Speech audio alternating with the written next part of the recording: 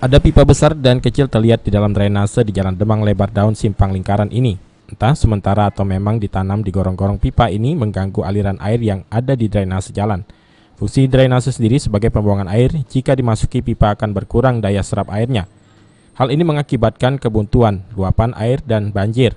Yang mendapatkan dampak ini adalah warga dan pengendara kendaraan. Arianto, petugas keamanan, tidak mengetahui persis pipa yang membentang besar di drainase ini menyalahi aturan atau tidak.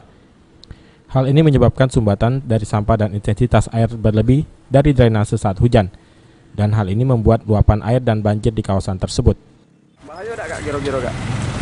Kalau dampak bahayanya sih dampaknya tak mana? nggak terlalu berbahaya. Ya